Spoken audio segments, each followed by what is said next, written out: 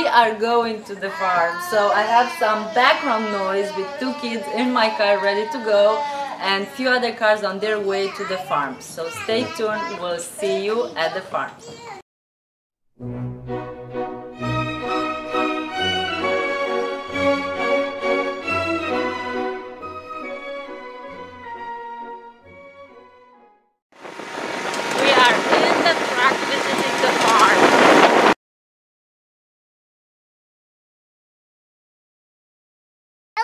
Yeah. And those are what are the birds? Cowbirds or cattle egrets. Oh really? And what do they do? Well, there's a symbiotic relationship between birds and cows.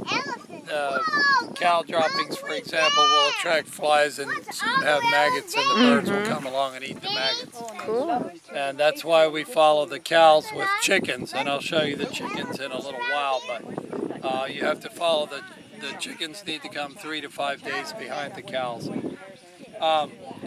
We are using this electrifiable string here to move the cows every 24 hours to a fresh, clean plate to eat off of. We don't want the cows eating where they have manured and peed the day before. And the reason we don't want that is because of the parasites and pathogens in the manure and urine. So we move the cows every 24 hours to a fresh spot. And we don't come back for about 2 or 3 or 4 or 5 weeks, depending on the season, time of year. And then you bring the chickens behind? Right. We like to let the grass grow up and rest a while or grow up. And then the cows will mow it down, then let it grow and then mow it down. And that whole system provides us the building of organic matter in the soil. When we came here, we had 0.5% organic matter in the soil here. We live in the Suwannee County Sandhills. We now have 5%. That increases our moisture holding capacity from about a ½ inch of rain to maybe 10 to 20 inches Oh wow, of rain. so it prevents flooding. Prevents flooding. The rain goes right through the top 10 inches into the groundwater here normally.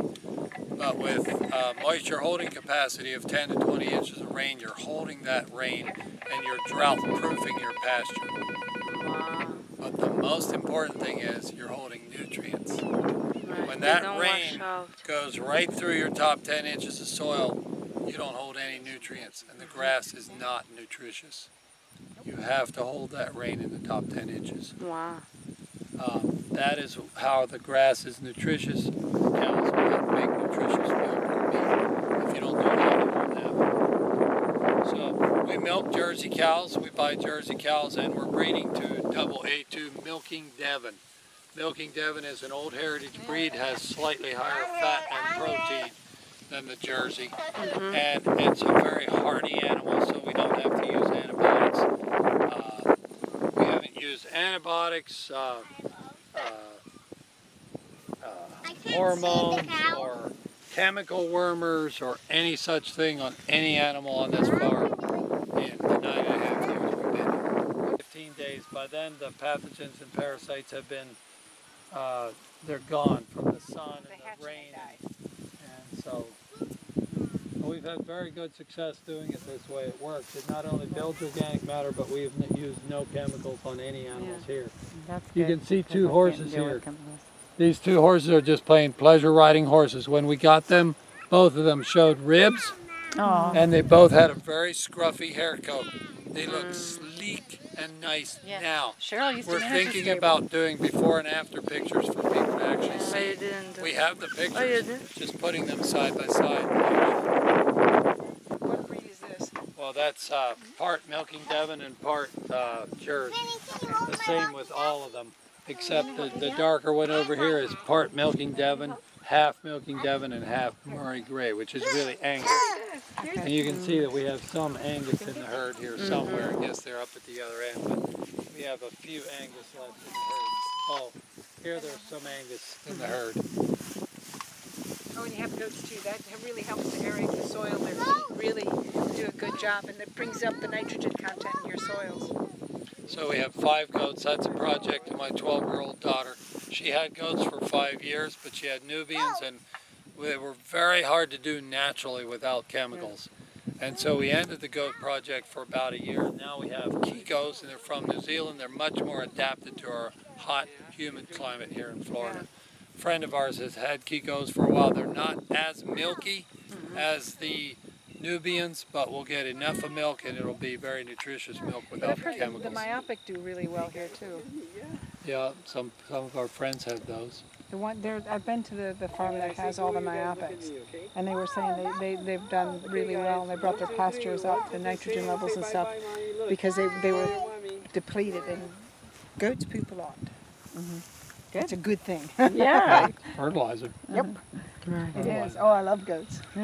They were my favorite. So you're gonna soon have again goat milk? I think so. Well, we just bred these.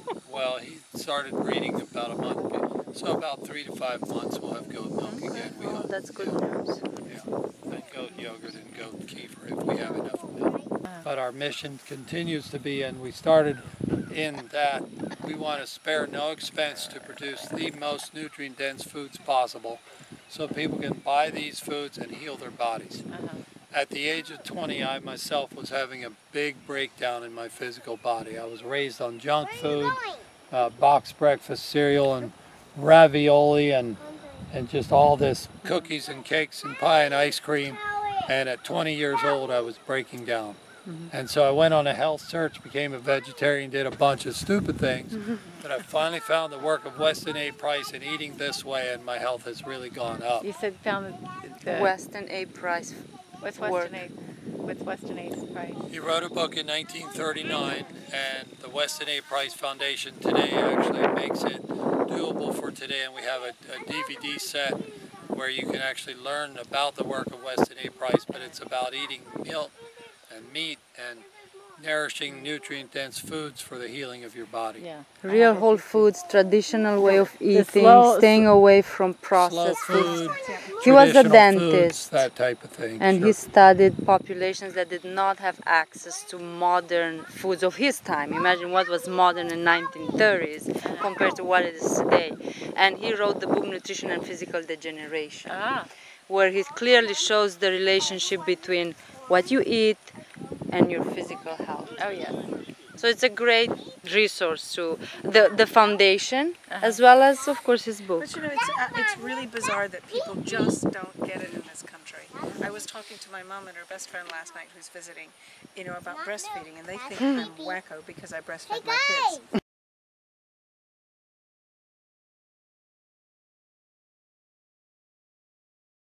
Go there next to the pig. Whoa, look how many pigs. Yeah, you can hear the snap. That's how you know. Always listen for the snap. No, don't Touch. Touch, okay? Very painful. Yeah. They say they're very smart. Tell Andre to not to Yeah, they'll touch. come close. They won't touch it. Don't know. So So youngsters. these pigs are Not the fed pigs under all the the food fence. they want, but they will voluntarily get half of their food off the land just by digging up grubs, eating grass. And this is a very portable electric fence. We move it to a fresh spot every 2 to 3 days. This is our nursery area. We have a nursery area, and then we have pens and glens.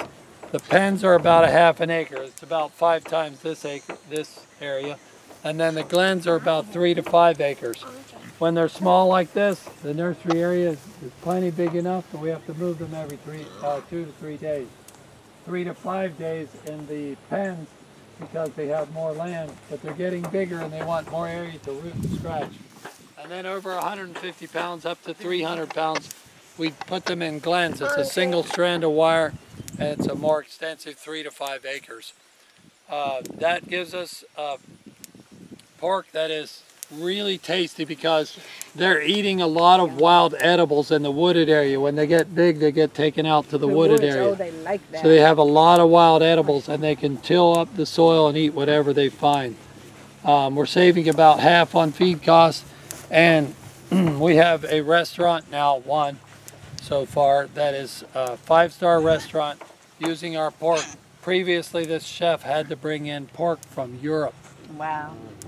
Which restaurant is that? Yeah, may we ask? Yeah, it's in Gainesville. It's Sabore. We have a website. We have a Is go that, to is that Gainesville. a certain nationality? I mean, or is it Hungarian? Or? I don't know. It's a 5-star restaurant in Gainesville. They've been using our pork about a month now. So I like the pigs over there. he said he couldn't find decent pork anywhere in the USA. You It can't. It's horrible. just wasn't First thing I available. noticed coming back He here was from shipping Malaysia, pork in from Europe. Wow. It was awful. And he told Brian, he said, you have the sexiest pork belly in the whole USA. Good. So anyway, we're really happy with the piggy project. We've only been doing it a year, and it's completely taken us by surprise.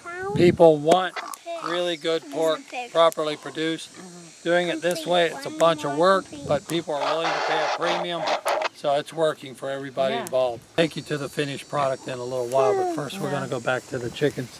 Oh, I'd like to see these guys. They're so cute. That's the youngest group, and then these guys will go behind. I've got to take pictures for my 91-year-old mother. She's not up for travel, but she loves to see animal pictures.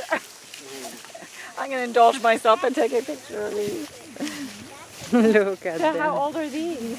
They're adorable. Well, we get them at 2 months, and these guys have been here about 2 weeks, so they're probably They are happy. We were having a good conversation. You guys scared them off.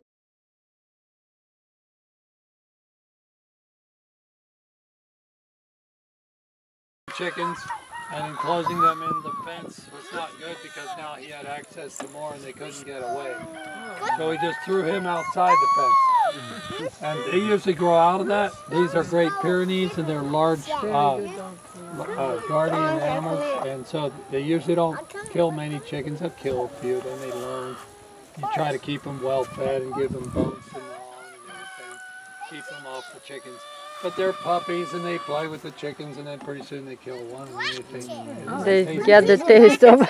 So we just threw him outside the fence and these chickens outside. So you have what kind of We use non-hybrid chickens. They're Rhode Island Reds, Barred Rocks, and Black Astrolords. There's 3 different breeds here. What are the ones that are They're striped? They're beautiful. so pretty. Or that That's have Dominicas or Barred Rocks. They're bar rocks or Dominicas. Some people call them one and some people call them the other name. And then the Rhode Island ones are the brown ones? The red ones or brown ones. And then the black Black ones? Astrolords are the black ones. They're beautiful. And then which ones are the best brooding hens? Does it just depend on the breed, or does it depend more on the chicken, individual chicken? Well, Buff Orpington is a better brooding hen than any of these. And then the Bantam is the Bantam chicken is a better. There are some other breeds. So are these raised for meat mainly? No, these are for eggs. This give us the beautiful eggs we eat in the morning, Andre. Yes, Andre, this give us the nice eggs you eat every morning, Mama. I don't Yes, I know. I know you're a nice dog. Oh, I see 2 eggs. Here we go. 2 eggs. 2 more eggs. Nice. Nice eggs. Oh, hello to you. You want to go see the eggs?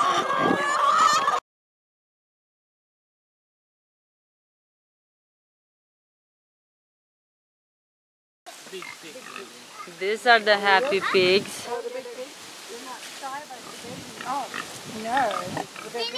Nice. These guys have food in front of them all the time. They get all they want to eat, and they will voluntarily get half their food off the land. We leave them in an area like this about 3 days.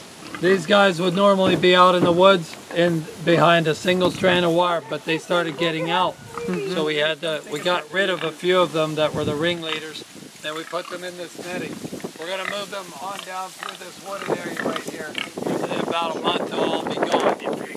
But the taste and flavor of this pork is very, very, very exceptional. It's amazing. Yep. The way that you raise it would have a lot to do with whether you get parasites or not from eating them. Absolutely. Absolutely. We don't come back to the same area in 3 to 6 months. We don't bring them back to where they've been for 3 to 6 months. So they're just healthy. The butchers where we take them to get killed, amazing. They cannot get over how healthy the pigs look. And at first we were like, okay, whatever. we didn't quite know what they meant. But then this one butcher where we take them to USDA slaughter, every Friday they kill 150 pigs. So we take our 7 or 8, and now we're starting to look at these other pigs that are there for slaughter. They look sick. They have runny noses. They have weepy eyes. They just, they smell because they come out of a manure pit. Do you smell anything here? You do not smell manure odor on our farm anywhere with cows or goats or chickens or anything. But see, they're eating what they want. It's dry, you see, if they're clean. These guys are getting a lot of wild edibles. Wild edible plants have a lot of nutrients in them. So instead of me going out and getting them, I let the pigs go get them, concentrate the nutrients in their meat, and I'll take the bacon any day. So we have those 3 choices in pigs. One group is fed cheap feed, no medication or anything, but it's corn and soy and it's probably GMO. The other group is fed GMO-free verified project.com if you want to know details. It's a really neat system. They test their feed for cross-pollination, where the wind carries the pollen from one crop to the other, and they don't allow more than 1% even cross-pollination.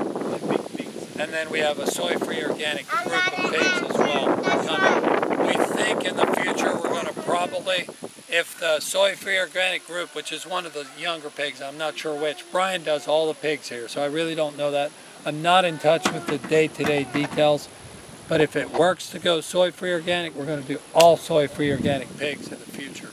That'd be the best of the best, healthiest of the healthiest. That's great. So, now, the one challenge we have with the pigs and our beef, we do not yet have a good butcher to take them to. They over-smoke, they over-season, they over-salt, they under-salt, they under-smoke, under-season. They just don't. We feel like we put a lot of extra effort into these pigs. We move them, we move this fence every few days. There's a lot of work here. Yes. Everywhere they get moved to, they need water and feed moved with them. So when they're done, it's a premium product. I mean, that one 5-star restaurant was shipping pork in from Europe because he could not find decent pork in the USA. That's his own words. And he told Brian, you have the sexiest pork belly. That's raw bacon. They're really nice pigs. Anywhere. So he's delighted, and he's only an hour or 2 away. Sabori restaurant in Gainesville. Wonderful people, 5-star restaurant. So we think we have an exceptional product. The one challenge we have, finding a good butcher. That is the one hurdle that we have not been able to solved yet. We think we got this down. We've been doing it for a year and we're producing an amazing product. We started with totally cheap feed. We're going to totally expensive feed as the learning curve dissipates. But the one hurdle is that butcher, and we think we may have that licked in the next half year or so. Wow, It'll be really good. Great. If there's anything on the testing that needs to be done, we'll do that too. No problem. I'm going to do some homework on that. Yeah.